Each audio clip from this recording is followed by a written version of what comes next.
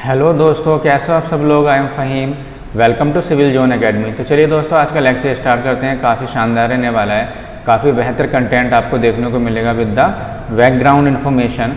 This is for the daily current affair video. Sources are the Hindu, PIB, all India radio. दोस्तों आज 15 जुलाई देख लेते हैं कौन कौन सी न्यूज़ हमारे लिए इम्पोर्टेंट रहेगी। This is important for the all the government exam, whether it is a UPSC, PCS, EPFO, SSC, CDS, banking and railway. चलिए दोस्तों, आज की पहली न्यूज़ है my life my yoga. Clear.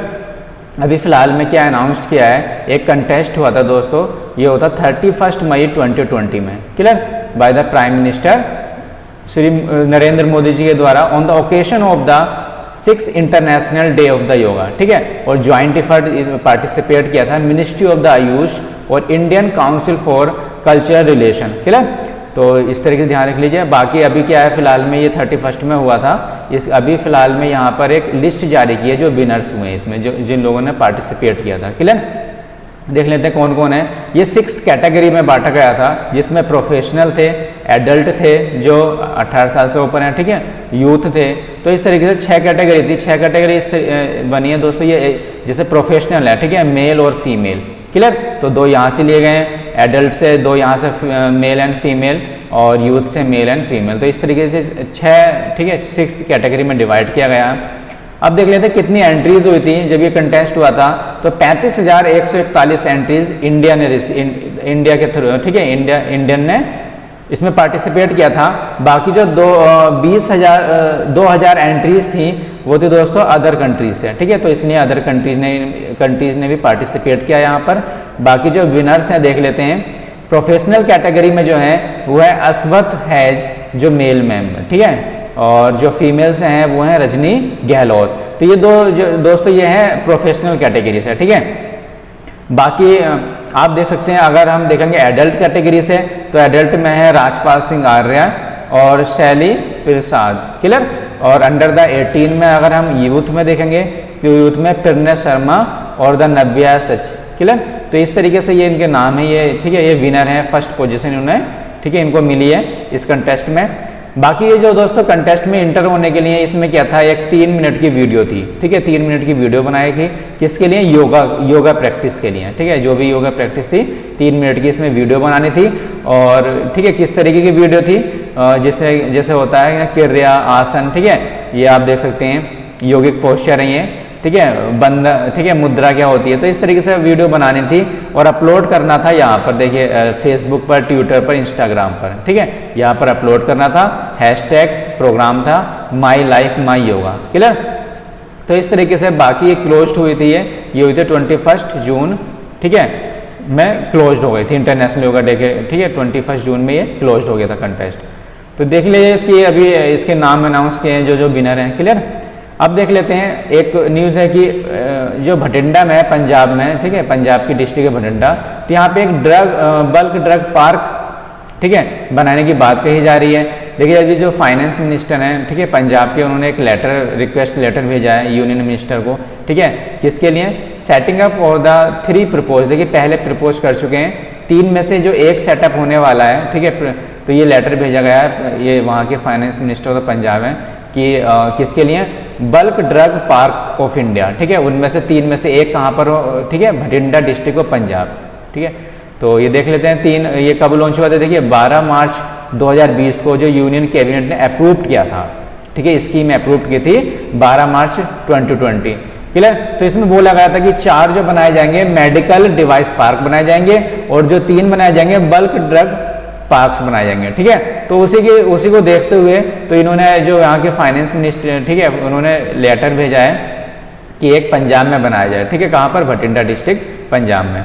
Clear, तो देख लेते हैं ये API क्या होता है दोस्तों, बल्क ड्रग पार्क क्या होता है। देखिए काफ़ी इंडिया फार्मास्यूटिकल इंडस्ट्री में काफ़ी आ गया जेनरिक मेडिसिन बनाने में, मगर जो उसके जो रॉ मटेरियल है वो इंडिया के पास नहीं है। वो कहाँ से करता है, इंपोर्ट करता है, जाता है चाइना से। क्लियर, तो इस तरीके से यही ठीक है, इंडिया के अंदर ही, ठीक है, हमारे रॉ मटेरियल बनाए जाएँ। ठीक है, तो इस तरीके से पार्क बनाए जा रहे हैं, बल्क ड्रग पार्क, ठीक है, जो चाइना पे डिपेंड नहीं रहे। क्लियर, तो ध्यान रखिएगा। तो चार जो बनाने की बात कही जा रही है, मेडिकल डिवाइस पार्क की और 3 जो है बल्क ड्रग पार्क की। क्लियर। बाकी अगर ये ऑपरेशनल में हो जाती हैं दोस्तों तो इसमें क्या होता है, प्रोडक्शन हो सकता है 46,400 करोड़ का, ये एस्टिमेट किया गया है। बाकी जो इंक्रीमेंटल प्रोडक्शन बताया जा रहा है वो 68,437 करोड़ का। क्लियर। और काफ़ी सारे इसमें एम्प्लॉयमेंट अपॉर्चुनिटी भी जनरेट हो सकती हैं। चलिए देख लेते हैं आगे अगली न्यूज़। एक हल्दिया डॉक कॉम्प्लेक्स है, ठीक है, ये पोर्ट है। ये कहाँ पर है दोस्तों, यहाँ पे लोकेशन है इसकी, देखिए वेस्ट बंगाल में, ठीक है, हल्दिया, ठीक है, कोलकाता पोर्ट है ये, ठीक है, हल्दिया डॉक कॉम्प्लेक्स, ये इसकी लोकेशन है। और देख लेते हैं यहाँ पर क्या एक फैसिलिटेट करने की बात कही जा रही है, फायर फाइटिंग फैसिलिटी, ठीक है। तो मिनिस्ट्री ऑफ द शिपिंग है, इन्होंने अभी अप्रूव किए 107 करोड़, किसके लिए, for the fire fighting facility, ठीक है, तो इस पोर्ट में। तो अभी देख सकते हैं फिलहाल में क्या है, अब ये फैसिलिटी अवेलेबल नहीं है, फायर फाइटिंग फैसिलिटी, ठीक है, सपोर्ट नहीं करती है, ठीक है। तो इसलिए क्या है, इसका मतलब सपोर्ट नहीं करते तो एलपीजी और अदर पेट्रोलियम प्रोडक्ट यहाँ पे इतने, ठीक है, नहीं लाए जाते हैं, तो यहाँ से इतने एक्सपोर्ट या इम्पोर्ट नहीं होते हैं, ठीक है। तो इसलिए इसमें बनाया जाएगा एक फायर फाइटिंग फैसिलिटी हो, ठीक है, जिससे कि जो ऑयली प्रोडक्ट है वो भी यहाँ से कार्गो किए जा सकें। क्लियर। तो इसलिए यहाँ पे डेवलप किया जा रहा है। बाकी अभी it doesn't hold the safety precaution, देखिए ये एक गाइडलाइंस डायरेक्टर बोल रहे हैं, guidelines oil industry safety director, ठीक है, इन्होंने गाइडलाइंस दी है कि अभी फिलहाल में करंट सिचुएशन में ऐसा नहीं है कि जो पोर्ट है हल्दिया डॉक कॉम्प्लेक्स, ठीक है, अभी इस सिचुएशन में नहीं है कि इसको, ठीक है, एक फायर सेफ्टी के सिचुएशन में नहीं है, ठीक है, एक प्रिकॉशन नहीं है इसमें। तो इसलिए ये फैसिलिटी प्रोवाइड करने की बात कही जा रही है, जिससे कि एलएनजी हो गए, एलपीजी वाले प्रोडक्ट हो गए, ठीक है, तो यहाँ पर लाए जा सकें फ्यूचर में, ठीक है। तो फाइनली इसमें क्या है कि increase the safety feature. Clear. तो देख लेते हैं ये ऑयल इंडस्ट्री सेफ्टी डायरेक्टरेट क्या है। क्लियर। ये दोस्तों एक अपेक्स बॉडी है, एक टेक्निकल एडवाइजरी बॉडी है इंडिया की। क्लियर। और देख ये स्टेब्लिश हुआ था 1986 में by the ministry of the petroleum and natural gas, ठीक है। इसका मकसद क्या फॉर्मुलेट करता है और इम्प्लीमेंट करता है safety standard of oil industry. देखिए जहां भी ऑयल इंडस्ट्री है वहां पर क्या क्या सेफ्टी स्टैंडर्ड है। क्लियर। तो ये इसका, ठीक है, ये गाइडलाइंस जारी करता है। तो इसलिए अभी इसको बनाया जा रहा है, ठीक है, एक सेफ्टी पर्पज से जो फायर फाइटिंग फैसिलिटी प्रोवाइड हो सके। क्लियर। जो भी एलपीजी के हो गए, एलपीजी कार्गो या एलएनजी कार्गो यहाँ पर लाया जा सके। क्लियर। चलिए अभी फिलहाल में एक न्यूज, जो 14,000 पुलिस स्टेशन है उसको अभी लाइव करने की बात कही जा रही है 2020 तक। क्लियर। देखिए एक ग्रिड है जिसको बोला जाता है नेशनल इंटेलिजेंस ग्रिड, तो इसके द्वारा एक लिंक प्रोवाइड करने की बात की जा रही है। जो 14,000 पुलिस स्टेशन है इसमें एक लिंक प्रोवाइड कराने की बात की जा रही है, एक डेटा सेंट्रल डेटाबेस बनाने की बात की जा रही है through the national intelligence grid. Clear. तो 14,000 पुलिस स्टेशन को एक जोड़ा जा रहा है, क्लियर, डिजिटल फॉर्म में। अब देख लेते हैं और फाइनली जो 2020 तक, ठीक है, जो इसका प्रोजेक्ट है 2020 तक चलने वाला है, ठीक है। और इसका पर्पस क्या है दोस्तों, ये सेंट्रलाइज ऑनलाइन डेटाबेस बनाने की बात कही जा रही है for the security and intelligence agency, ठीक है, जो सिक्योरिटी और इंटेलिजेंस एजेंसी उसको यूज कर सकें। जैसे आप देख सकते हैं एफआईआर होती है, बैंकिंग और टेलीफोनिक डिटेल होता है, ठीक है, सस्पेक्ट का, स्टोलन व्हीकल, जो व्हीकल चोरी हो जाते हैं, सबका एक डेटाबेस होता है। क्लियर। हर स्टेशन में जितने पुलिस स्टेशन होते हैं, तो हर जितने पुलिस स्टेशन, लगभग 14,000 पुलिस स्टेशन को अक्रॉस द कंट्री, ठीक है, एक integrate platform, digital platform provide कराने की बात कही है, आपस में कनेक्टिविटी। क्लियर। एक लाइव डिजिटल प्लेटफॉर्म। क्लियर। अब देख लेते हैं प्रेजेंट में क्या है। अभी देखिए प्रेजेंट में जो इन्फॉर्मेशन शेयर करते हैं दोस्तों, मान लीजिए कर्नाटका स्टेट हो गया, ठीक है, दूसरा स्टेट तेलंगाना हो गया, तो इससे क्या कोई भी इन्फॉर्मेशन लेनी है तो यहाँ से क्या जाता है, टेलीफोनिक इन्फॉर्मेशन ली जाती है, ठीक है। एक सेंट्रल डेटाबेस नहीं है कि यहाँ कोई भी अगर इंटेलिजेंस एजेंसी जाए और वहाँ से डेटाबेस कलेक्ट कर रहे हैं। क्लियर। तो इस तरीके से एक सेंट्रल डेटाबेस बनाने की बात की जा रही है through the national intelligence grid. Clear. बाकी आप देख सकते हैं फिलहाल जो प्रेजेंट का सिस्टम है वो एक टेलीफोनिक कन्वर्सेशन होता है ना, और ईमेल के थ्रू भी जाता है, ठीक है, व्हाट्सएप के थ्रू जाता है। तो ये दोस्तों अनसिक्योर्ड मोड है। क्लियर। तो एक सिक्योरिटी प्रोवाइड कराने के लिए इन्फॉर्मेशन का इसको बनाया जा रहा है। बाकी आप देख सकते हैं 2009 में एक डिजिटल, देखिए डिजिटल जो भी कंप्लेन लिखने के लिए एक 2009 में एक सिस्टम आया जिसका नाम था crime and criminal tracking network system, CCTNS, ठीक है, ये स्टेब्लिश किया था ठीक है, जो मुंबई अटैक हुआ था 2008 में, ठीक है, उसके बाद में ये 2009 में ये इस्टेब्लिश किया था, जिसका मकसद था डिजिटलाइज करना था पुलिस रिकॉर्ड को, ठीक है, जो भी पुलिस रिकॉर्ड है उसको डिजिटल फॉर्म में लाना था। तो ये सीधे 2009 में आ गया था, क्लियर, जितने भी पुलिस स्टेशन है। तो आप देख सकते हैं जो डिजिटल फॉर्म में, देखिए हर पुलिस स्टेशन में डिजिटल फॉर्म में तो है थ्रू द CCTNS के थ्रू, ठीक है, मगर अब क्या है, अब इन जितने भी पुलिस स्टेशन है उसको एक इंटीग्रेटेड कॉमन प्लेटफॉर्म दिया जा रहा है, किसके थ्रू, ठीक है, नेशनल इंटेलिजेंस ग्रिड, ठीक है, तो एक लाइव बनाया जा रहा है इसको, ठीक है। तो देख लेते हैं बाकी ये प्रोजेक्ट कब हुआ था, ये देखिए जो इम्प्लीमेंट हुआ था CCTNS, ये नेशनल क्राइम रिकॉर्ड ब्यूरो के द्वारा इम्प्लीमेंट हुआ गया था। एक MOU साइन हुआ है दोस्तों मार्च 2020 में, किस के बीच में, देखिए ग्रिड के बीच में, क्लियर, जो नेट ग्रिड है इसके बीच में नेशनल इंटेलिजेंस ग्रिड। क्या हुआ है कि एक्सेस टू द डेटाबेस, देखिए जो भी CCTNS के द्वारा डेटाबेस इंटर किया जाता है, मतलब डिजिटल डेटाबेस जो इंटर किया जाता है, तो इसके साथ में इसके डेटाबेस को एक्सेस करने के लिए किसके द्वारा, बाय द नेट ग्रिड, ठीक है, नेशनल इंटेलिजेंस ग्रिड द्वारा एक्सेस करने के लिए एक MOU साइन हुआ था। उसके बाद में क्या हो रहा है, वो शेयरिंग करेगा, sharing of the data not available.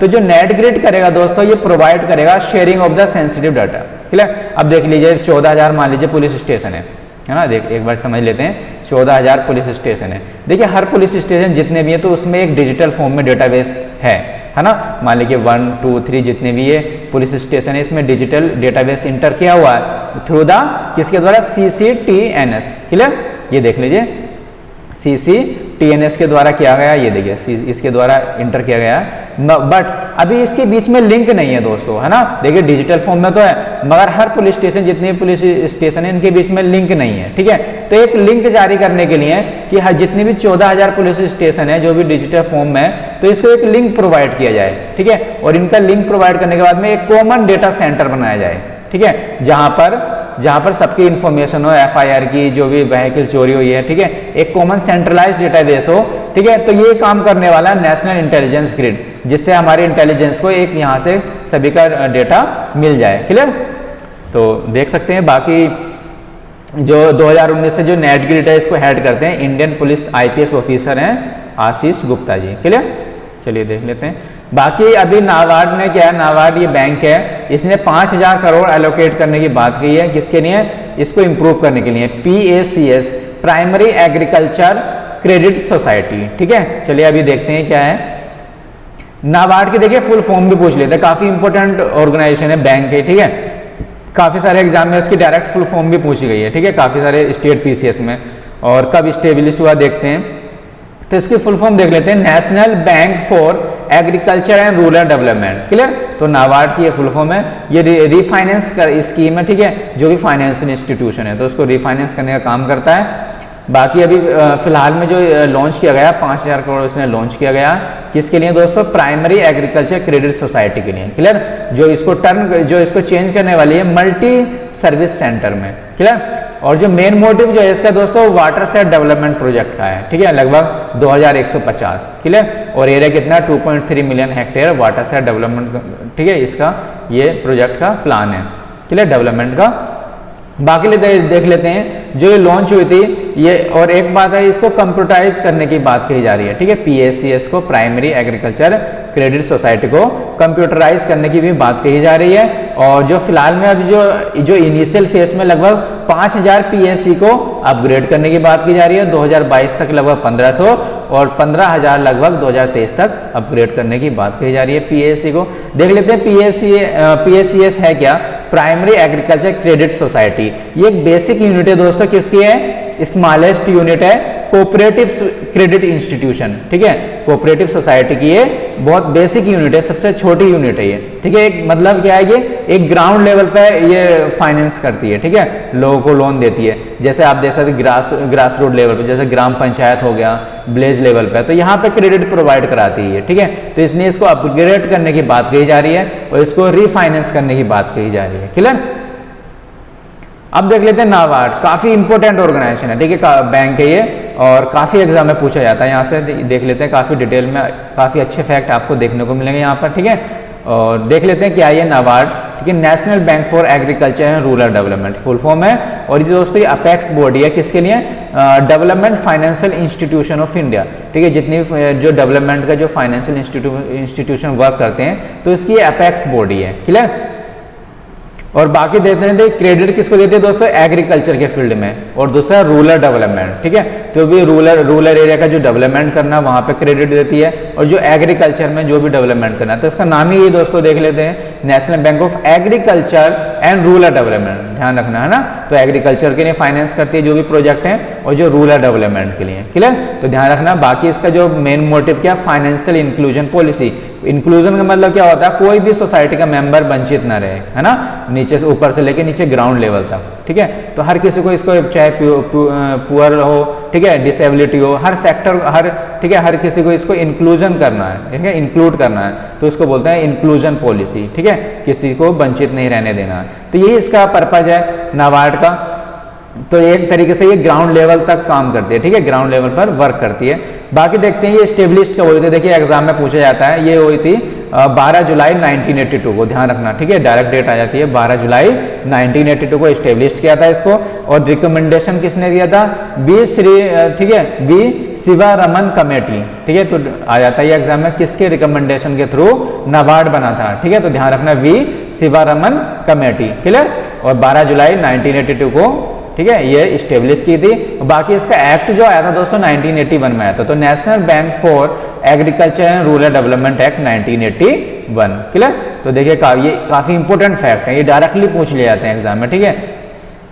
अब देख लेते हैं, ये देखिए किसको रिप्लेस करके बना था, ठीक है, तो ये बना था दोस्तों ACD, मतलब एग्रीकल्चर क्रेडिट डेवलपमेंट और रूरल प्लानिंग क्रेडिट सेल, ठीक है। तो ये दो सेल, एक तो ये था, एक बॉडी ये थी, तो इसको रिप्लेस किया है। ये किसके अंडर में थे पहले दोस्तों, रिजर्व बैंक ऑफ इंडिया, ठीक है। कौन कौन से थे, ACD agriculture credit development and rural planning and credit sale. तो इसको क्या है, बाकी एक ऑर्गेनाइजेशन होती है agriculture refinance and development corporation, ठीक है। तो इन तीन बॉडी को कंबाइन करके एक ये नाबार्ड बैंक बनाया गया था, ठीक है, ये नाबार्ड इसका सिंबल है। और ठीक है, बाकी ये क्या है दोस्तों, एग्रीकल्चर और रूरल डेवलपमेंट इसमें काम करता है, एग्रीकल्चर फील्ड में और रूरल में फाइनेंस करता है, और इसका हेडक्वार्टर कहाँ पर है, मुंबई में, क्लियर, ध्यान रखिएगा। अगला देख लेते हैं RBI, देखिए बैंकिंग के काफी क्वेश्चन आ जाते हैं, ठीक है। तो RBI के बारे में जान लेते हैं, RBI काफी इंपॉर्टेंट, ठीक है, ऑर्गेनाइजेशन है कंट्री की। तो RBI क्या है, रिजर्व बैंक ऑफ इंडिया, ठीक है, सुना हुआ काफी। बाकी जो ये दोस्तों सेंट्रल बैंक है, ठीक है, देखिए बहुत सारी बैंक है, तो सब जो इंडिया की जो सेंट्रल बैंक है, इसको ये है RBI, reserve bank of India.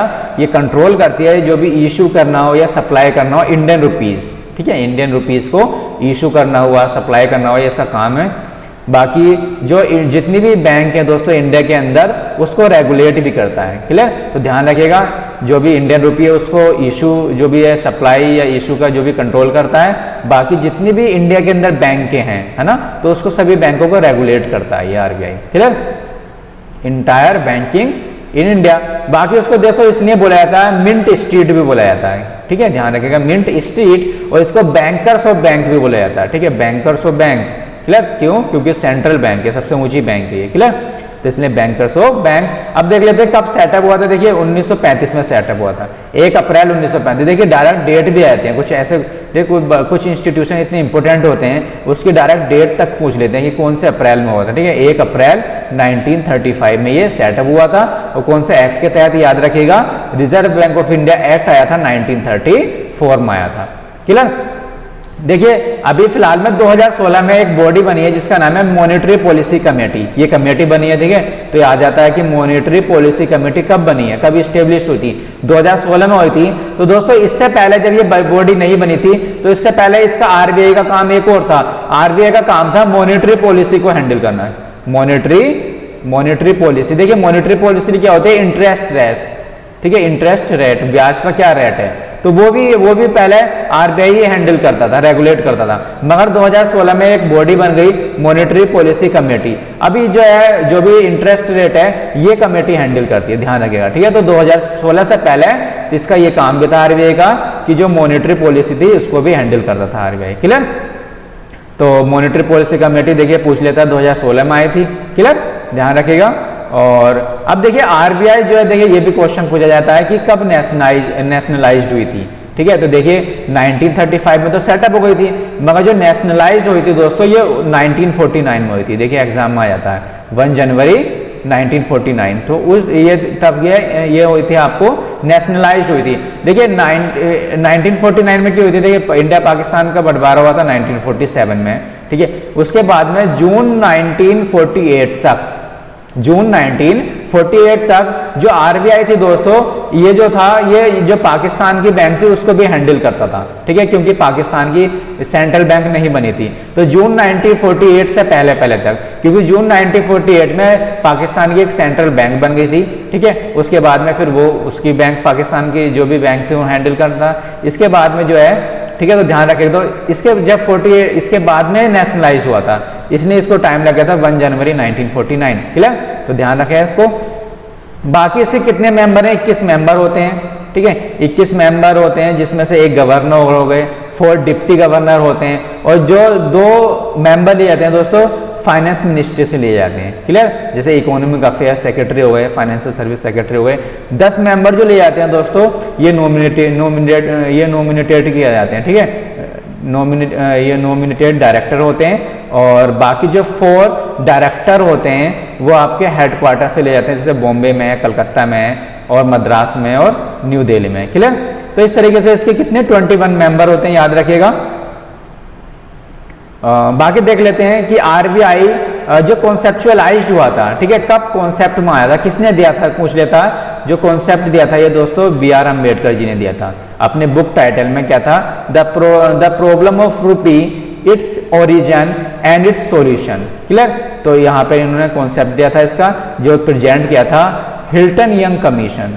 Clear, और दोस्तों ये जो बैंक सेटअप हुआ था, फिर इन्होंने एक रिकमेंडेशन दी थी, किसने, आ जाता है एग्जाम में, किसके रिकमेंडेशन से ये सेटअप हुआ था। ये दोस्तों हुआ था 1926 में कमीशन था, रॉयल कमीशन, जिसको बोलते हैं हिल्टन यंग कमीशन। ठीक है, देखिए जिन्होंने बी.आर. अम्बेडकर जी ने इनको जो रिपोर्ट प्रेजेंट की थी, हिल्टन यंग कमीशन, तो इस कमीशन के तहत, इनकी रिकमेंडेशन के तहत ये आरबीआई सेटअप किया गया था। ध्यान रखिएगा, तो इसको रॉयल कमीशन भी बोलते हैं। क्लियर, 1926 में, और हेडक्वार्टर पता है आपको मुंबई में है इसका, आरबीआई का, और गवर्नर जो है शक्तिकांत दास जी हैं। क्लियर, तो ये इनके गवर्नर हैं। चलिए देख लेते हैं मॉनेटरी पॉलिसी कमेटी। देखिए अभी न्यूज में अभी हमने पढ़ा, तो देख लेते हैं क्या है इसके बारे में, आ जाता है एग्जाम में, यूपीएससी में भी इससे क्वेश्चन पूछा गया है। ठीक है, तो देख लेते हैं मॉनेटरी पॉलिसी कमेटी, ये रेस्पॉन्सिबल होती है फिक्सिंग द इंटरेस्ट रेट। देखिए अभी आपको बताया मैंने, जो इंटरेस्ट रेट है, इंटरेस्ट रेट पहले आरबीआई रेगुलेट करता था। ठीक है, मगर 2016 में ये बॉडी बना दी, इसके बाद में ये सिंपली क्या करता है, इंटरेस्ट रेट को रेगुलेट करता है ये कमेटी। क्लियर, तो ध्यान रखेगा मॉनेटरी पॉलिसी क्या है दोस्तों, इंटरेस्ट रेट। ठीक है, इंटरेस्ट रेट ही होता है मॉनेटरी पॉलिसी। तो किस तरीके से देख ले, मॉनेटरी पॉलिसी कमेटी क्या स्टेब्लिश हुई थी 2016 में। क्लियर, और बाकी इसमें क्या दोस्तों कि ये लगभग 1 साल में 4 बार मीटिंग होती है। ध्यान रखिएगा, कम से कम एटलीस्ट इसका प्रोविजन है कि 1 साल में 4 बार मीटिंग होती है, उसके बाद में डिसीजन लिया जाता है इस मीटिंग के बाद में। बाकी इसमें जो कितने मेंबर कंप्राइज किए हुए हैं, ठीक है, इसमें दोस्तों 3 मेंबर ऑफिशियल होते हैं आरबीआई के। ध्यान रखिएगा, 6 मेंबर की बॉडी होती है। और ठीक है, देखिए यूपीएससी में डायरेक्ट पूछा गया है सिविल सर्विस में कि जो मॉनेटरी पॉलिसी है, ठीक है, कितने मेंबर की बॉडी होती है, 6, 12, 8, ठीक है, नन ऑफ दीज। तो इस तरीके से ये दोस्तों ये 6 मेंबर की बॉडी होती है। ठीक है, तो ध्यान रखिएगा, इसमें 3 मेंबर जो होते हैं ये आपके होते हैं रिजर्व बैंक ऑफ इंडिया से होते हैं, और जो 3 मेंबर एक्सटर्नल मेंबर होते हैं। ठीक है, जो गवर्नमेंट ऑफ इंडिया नॉमिनेट करते हैं। क्लियर, अब देख लेते हैं governor of reserve bank of India, इसके क्या होते हैं, चेयरमैन होते हैं, एक्स ऑफिशियो चेयरमैन होते हैं। कौन होते हैं, आरबीआई के जो गवर्नर होते हैं। ठीक है, और बाकी जो इनका वोटिंग कास्ट कब करते हैं, जब टाई होता है। ठीक है, गवर्नर कब वोटिंग करते हैं, जब, ठीक है, जब ये केस टाई में हो जाता है। क्लियर, अब देख लेते हैं इसका जो करंट मैंडेट क्या है, जो इंटरेस्ट रेट कितना दोस्तों मेंटेन करना 4% आ जाता है। ठीक है, तो अभी इंडिया का जो मॉनेटरी पॉलिसी का टारगेट है, जो इंटरेस्ट रेट को, ठीक है, टारगेट जो इन्फ्लेशन का टारगेट है वो 4% है। ध्यान रखिएगा, ठीक है, 4% है। और जो मिनिमम और मैक्सिमम कितना दोस्तों, मैक्सिमम 6% है और मिनिमम कितना है 2% से कम नहीं होना चाहिए, ठीक है, ये टारगेट है, और 6% से ऊपर नहीं होना चाहिए। तो ये इन्फ्लेशन का टारगेट है, मतलब कह सकते हैं 4 + -2, क्लियर, 4 ± 2, मतलब 4 तो करंट में है, बाकी 6 से जो इसकी लिमिट है 6 से ऊपर नहीं जाना चाहिए और 4 से नीचे नहीं जाना चाहिए, ठीक है, इंटरेस्ट रेट या इन्फ्लेशन, क्लियर। अब देख लेते हैं reserve bank of India act 1934 में जब अमेंडमेंट करके ये लाया गया था, ठीक है, 2016 में, क्लियर। चलिए देख लेते हैं बाकी एक शुद्ध एक अल्ट्रा वायलेट सैनिटाइजिंग डिवाइस बनाई गई है, सैनिटाइजिंग डिवाइस है जो अल्ट्रा वायलेट है जिसका नाम है शुद्ध, ठीक है, शुद्ध। देख लेते हैं ये IIT कानपुर के द्वारा डेवलप की गई है, क्लियर। तो देख लेते हैं अल्ट्रा वायलेट सैनिटाइजिंग प्रोडक्ट जिसका नाम है शुद्ध। तो देखिए ये लगभग 10 बाय 10 स्क्वायर फीट का कमरा होता है, रूम होता है, ठीक है, जो 15 मिनट में डिसइंफेक्ट कर देती है ये डिवाइस, ठीक है। तो 10 बाय 10 का जो अगर रूम हुआ तो लगभग 15 मिनट में डिसइंफेक्ट कर सकती है ये डिवाइस, क्लियर। और ये जो ऑपरेट होती है दोस्तों स्मार्टफोन के तरीके, ये देखें इस तरीके से ये शुद्ध डिवाइस है, स्मार्टफोन से ऑपरेट होती है। बाकी इसमें 6 अल्ट्रा वायलेट लाइट्स होती हैं जिसमें जो ईच अल्ट्रा वायलेट लाइट 15 वाट की होती है, ठीक है। तो 6 तो अल्ट्रा वायलेट लाइट होती हैं जिसमें से हर जो लाइट होगी वो 15 वाट की होगी। अब ये दोस्तों ये असिस्ट करती है दोस्तों कहाँ पर हमें फायदा हो सकता है, देखिए हाईली प्रोन प्लेसेस जैसे होटल हो गए, हॉस्पिटल, मॉल, ऑफिस, स्कूल, यहाँ पे ये यूज कर सकते हैं। अल्ट्रा वायलेट C यूज किया जाता है इसमें, ध्यान रखिएगा। अल्ट्रा वायलेट देखिए अल्ट्रा वायलेट A होता है, B होता है, C होता है, क्लियर। तो जो इसमें कौन सा यूज किया था अल्ट्रा वायलेट C।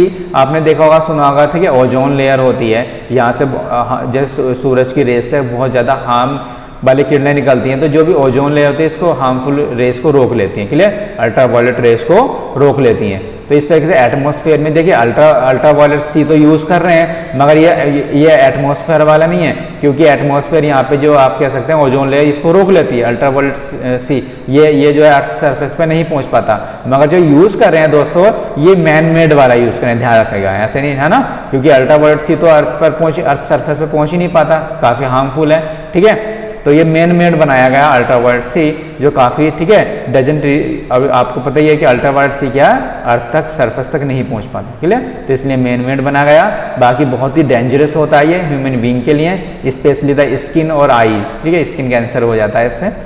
तो इस तरीके से ये बनाया गया है, क्लियर। तो thank you everyone, stay safe and healthy. आप मुझे फॉलो कर सकते हैं फेसबुक पर, इंस्टाग्राम पर और टेलीग्राम पर आप ज्वाइन कर सकते हैं, ठीक है।